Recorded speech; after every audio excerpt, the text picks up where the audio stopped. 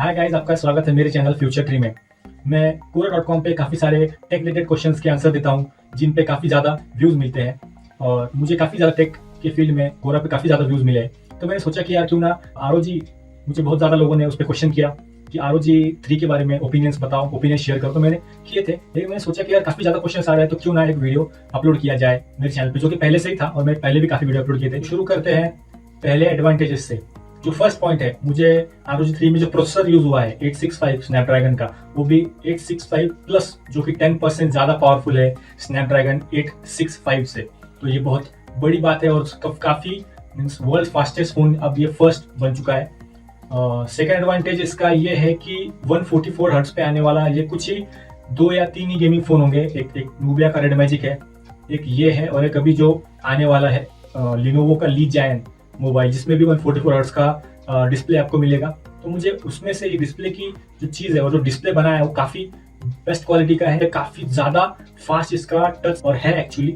और जो third point है, मुझे इसके अंदर जो कूलिंग सिस्टम जो दी है वो काफ़ी पसंद आई, और इसका डिज़ाइन, इसका बैटरी बैकअप, क्योंकि एक वीडियो में मैंने देखा कि बैटरी बैकअप काफ़ी ज़्यादा है इसका एक्चुअल 144 हर्ट्ज पे ऑल डे यूज़ करने के बाद भी, जो कि दूसरे 120 हर्ट्ज के फ़ोन भी नहीं दे पाते। तो ये बहुत अच्छी बात है। इसके कुछ डिसएडवांटेज बताऊंगा, जो कि मैं एक हिसाब से कंपेयर करूंगा ROG 2 और ROG 3 के बीच में। जबकि एक डिसएडवांटेज सबसे पहला है कि इसकी प्राइसिंग है एक्चुअल 8GB 128GB का जो हैंडसेट है उसकी प्राइसिंग है लगभग 45,000 रुपीज़। और जो हाई एंड हैंडसेट है जिसके अंदर आपको एयर कूलर मिलता है और कवर प्लस हैंडसेट और मे भी एक कोई एसेसरी मिलती होगी, तो उसका प्राइस है उसका स्पेक्स है 12GB 256GB, तो उसका प्राइस है 57,000।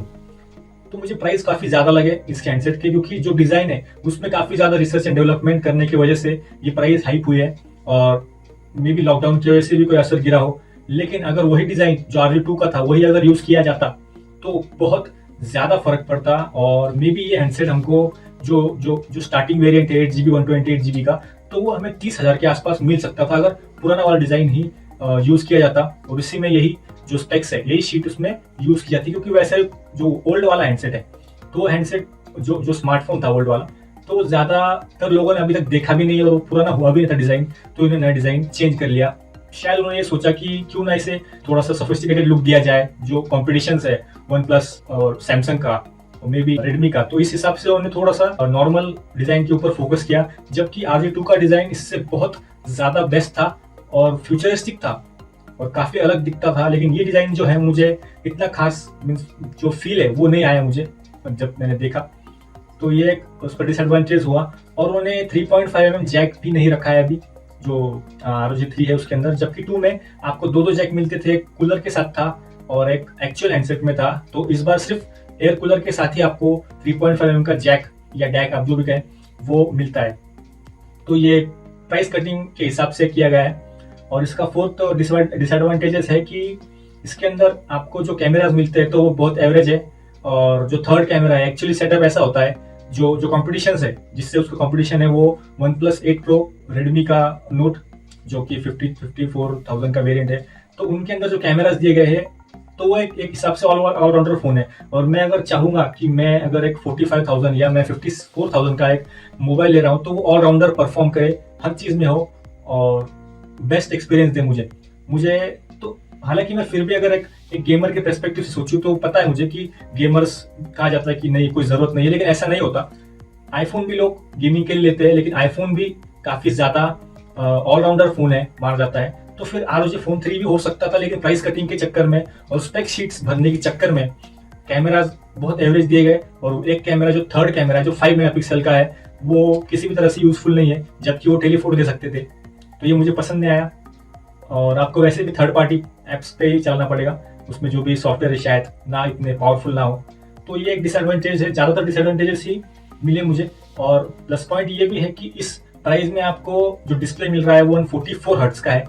तो अगर अब मैं बताऊंगा कि आपको मतलब ये हैंडसेट किसे लेना चाहिए, ये उसे लेना चाहिए जिसे सिर्फ हार्डकोर गेमिंग करनी हो, जिससे कंटेंट वॉचिंग का बहुत शौक है, नेटफ्लिक्स, हॉटस्टार और जो भी Amazon प्राइम से जो कंटेंट बहुत ज्यादा देखता है, तो उसके लिए बहुत मतलब जो डिस्प्ले का जो डिजाइन है जब उसको हाथ में आप यूज करते हो तो वो अर्गोनॉमिक्स के हिसाब से किसी भी तरह से बेजल के ऊपर आपका हाथ नहीं जाता, तो आपको कंटेंट व्यूइंग में, गेम खेलने में कोई भी प्रॉब्लम नहीं आती। तो ये एक फ़ायदा है। और दूसरा एक फ़ायदा है कि आपको इसमें जो बैटरी का एक्सपीरियंस है, जो भी हर्ट्ज का जो रिफ्रेश रेट है, तो आपको इंस्टाग्राम, फेसबुक और बहुत सारी चीज़ें देखने में काफ़ी मज़ा आएगा। एडिटिंग वाले जो स्पेशल एडिटर्स हैं, जो काइनमास्टर यूज़ करते हैं, जो पावर डाटा डायरेक्टर यूज़ करते हैं, तो ये इतना फ्लूइड चलेगा उस पर काइनमास्टर और पावर डायरेक्टर कि आप मतलब यकीन भी नहीं कर सकते कि 800 सीरीज के ऊपर, और वो भी टॉप एंड का चिपसेट होने के बाद में, और 3 गीगाहर्ट्ज का उसका क्लॉक स्पीड होने के बाद वो कितना पावरफुल परफॉर्म करेगा। तो शायद अभी तक इतना पावरफुल यूज होने वाला ऐप भी नहीं बना हो किसी एडिटिंग का। तो ये एक बहुत अच्छी प्लस पॉइंट है।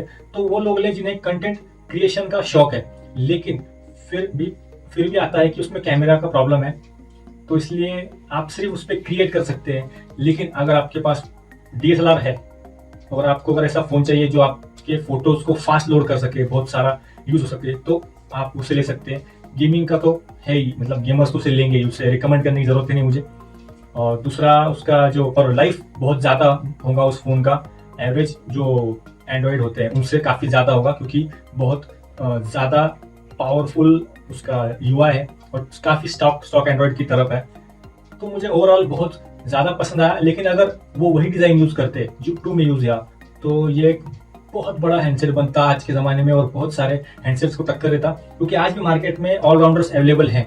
OnePlus 8 Pro एक ऐसा हैंडसेट है जो ऑलराउंडर है, जिसे लोग गेमिंग के लिए भी लेंगे, जिसे लोग फोटोग्राफी के लिए भी लेंगे। काफ़ी बेहतरीन फोटो निकालता है, वीडियोज़ निकालता है, एक्चुअली कंटेंट वॉचिंग के लिए भी बेस्ट है डिस्प्ले, ऐसा कोई प्रॉब्लम नहीं है। तो फिर अगर मैं किसी के एक पर्सपेक्टिव से सोचूं कि यार मुझे हैंडसेट लेना है और 50,000 के आसपास आता है, तो मैं एक ऑलराउंडर चाहता हूँ, जब मैं सिर्फ गेम पे या एडिटिंग पे फोकस्ड हैंडसेट चाहता हूँ। तो ये पूरा चॉइस आप पे है। ये मेरे ओपिनियंस थे। मैं ऐसे वीडियो हमेशा भी रेगुलर डालता रहूँगा, तो प्लीज़ सब्सक्राइब करें, शेयर करें, लाइक करें अगर आपको पसंद आया हो, और प्लीज़ कमेंट करें कौन से सवाल का जवाब या वीडियो चाहिए। मेरा नाम है गौरव और ये चैनल फ्यूचर ट्री है। Thank you and have a nice day.